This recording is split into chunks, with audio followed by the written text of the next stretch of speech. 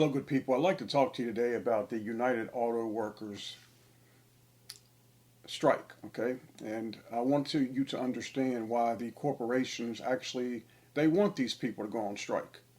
And the UAW president named Shawn Fain and all these people, all these workers, they're playing right into the hands of these corporate devils, you see. Because what's going to happen is, besides the job loss, and I'm talking about a huge amount of job losses that is coming, you're going to see this affect other sectors of society. I mean, the United Auto Worker strike is going to affect this nation in more ways than what people know, because there are going to be other job markets and other job places that are going to be affected by it.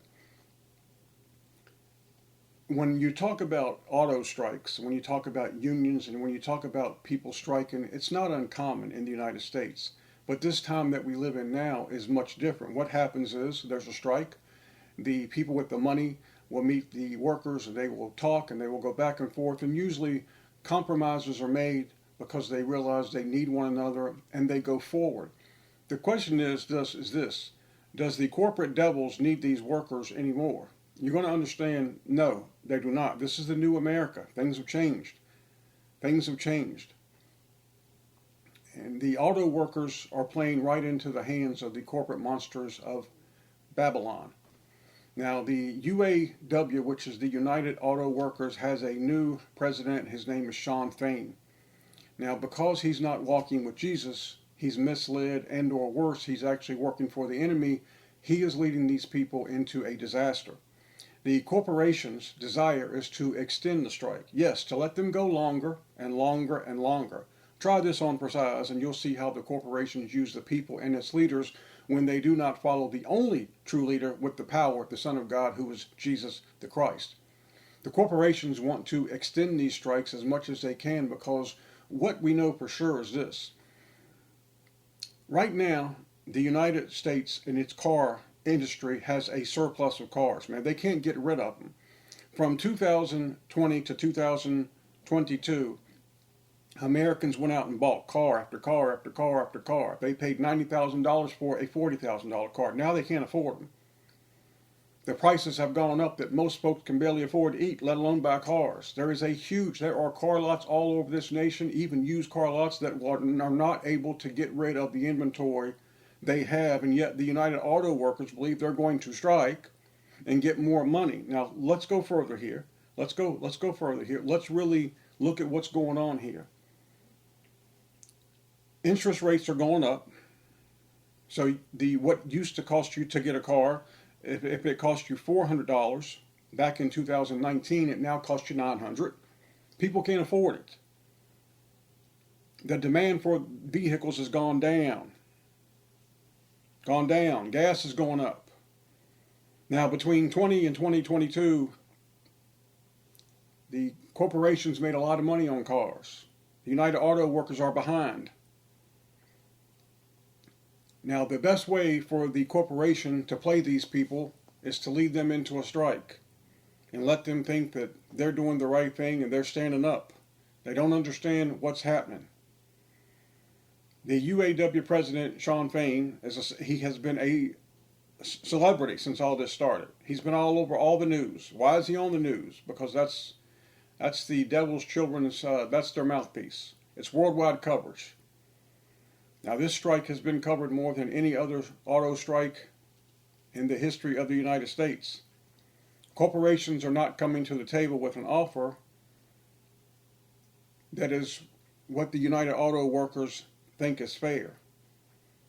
And the auto workers are being played. And let me continue to tell you why and show you how again. And you take this lesson and apply it to every sector of the economy, and you'll understand how the society that has been built on consuming in the last 50 years no longer has the money to consume, because that's what we are. We have been a society of consumption.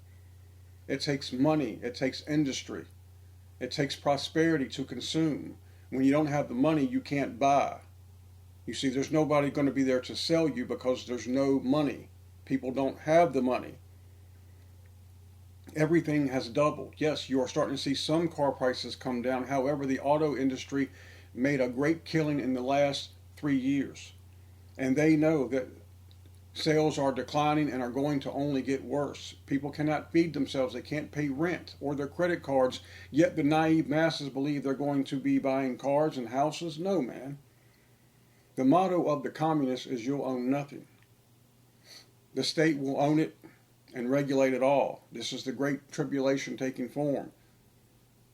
Via the auto industry or farming, it's all about control by the merchants of Babylon, the devil's children.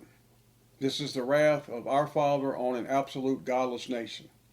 Therefore, the corporations do not need the majority of these workers any longer. Therefore, they welcome the strike. Couple this with artificial intelligence and robots, they don't need these people. But these people don't understand. They should be fortunate they even have a job. They should be holding on and saving and praying and holding on. But that's not what they're doing. You see, discernment, the Spirit of God that lives in you tells you when to do something, when to do it properly, when the Bible says there's a time and place for everything. You see, these people have chosen the wrong time to do this strike. They're 2.5 years behind. I reckon many of them, and I am being very sarcastic, many of them are too busy crying in their beers for the nation called the synagogue of Satan and their so-called recent troubles.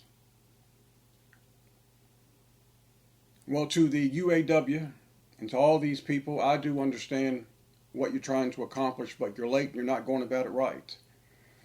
Just like I made a video 1.5 years ago and I talked about the Canadian trucker strike, and I said that if it doesn't go through Jesus, it's going to fail. It failed. And people got mad. Hey, man, you're against it. Why are you coming down on it? Because it wasn't through God. It's controlled opposition. It's when people lead the masses by their noses like pigs. Now, all these people, you can cry out to the ones who have caused this. You can cry out to the synagogue of Satan. You can watch the news and you can feel pity and say, oh, look at them. It's so sad. These are the same ones that have brought all this to you. The merchants of Babylon. Most of these people and the lust of this world and the people that are in it wouldn't know Jesus Christ if they bumped into him. However, your Father is merciful. And I hope that all the few who watch our work understand that everything that I do is from Jehovah and Jesus Christ. It's meant for those, the few of you. F-E-W, the few. Jesus Christ said, many are called, but few are chosen. I don't preach to the many. I preach to the few. Hold on to your Father tight, because bad times are coming. And your Father gave you Jesus. And you hold on tight to Jesus Christ. They are your refuge. They are your shield, your strength, protection, love, food, water. They are your healing. They are all that you need for things are going to get worse. Now, this auto strike is going to affect thousands of other people and a lot of other job sectors, from car parts to car repair. Everything is affected by the auto industry. It's a huge part of our nation, folks. I mean, it's a big deal. It's a big deal. I want to close by reading something to you, and you see how this works. These people are being led into this. You see, because what you're going to have, people don't understand in the past 2 years how many people have lost jobs. Just yesterday, I talked to somebody who said there's a company, and I'm not going to say the company for reasons. I didn't have this person's permission. There's a company that is laying off 2,500 people, man. And this is in another country. It's in Ireland. 2,500 people, man. That's amazing. I just told you a story about where I live, where 340 people were laid off. They weren't laid off. They were told the plant's gone. This was in a place called Carroll County. They had 2 weeks' notice. This has been going on all over the United States, but it's not really talked about. And how many stores, not the smaller ones, folks, not the mom and pop, but the bigger stores are gone. They're leaving. This is communism. I'm telling you, man, it's going to get worse. If you have a job, praise your Father for it. Hug Jesus for it. Thank you. Thank you that I have a job. Now's the wrong time to strike. Now's the wrong time to want more. Proverbs 16:18 says, pride goeth before destruction, and an haughty spirit before a fall.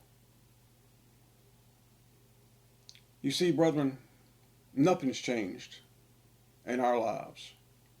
Not much. Sure, the things in life have changed. We have technology and we don't ride horses anymore. We don't have to walk. We have vehicles. We have all these things.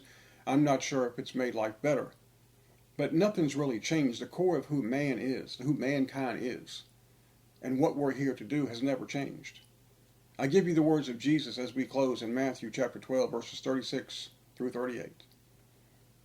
Master, which is the greatest commandment in the law? Jesus said unto him, Thou shalt love the Lord thy God with all thy heart, and with all thy soul, and with all thy mind. This is the first and great commandment. So the words of Jesus Christ, the Son of God, who sits at the right hand of God, who is the image of God, who is the firstborn of God, who had glory with the Father before the foundation of this world, the most precious thing in the sight of our Almighty Father is His Son Jesus. And He's your Savior, your Master, your King, and your best friend. And God gave all His power to His Son. And Jesus tells you, what's the number one thing to do? Thou shalt love the Lord thy God with all thy heart. And He has a name. His name is Jehovah. It's no other name. Your ancestors called Him by His name, Jehovah. They didn't call Him any of this other nonsense. They called Jehovah, Jehovah. They called Jesus, Jesus. And Jesus tells you, Thou shalt love the Lord thy God with all thy heart, with all thy soul, with all thy mind. It means you love Him completely. And this is the first and great commandment. Now, when you love the Father with all of your heart, soul, and mind, you will love Jesus, because you cannot love the Father without loving Jesus, and you cannot love Jesus without loving the Father. This is the first and great commandment. If we do this, everything will fall into place. We will not be led by the evil of this world. We will be led by our Master and our Savior and our Redeemer, and He is Jesus. I appreciate all of you being here today. In the name of Jesus Christ, I thank you for being here. Amen.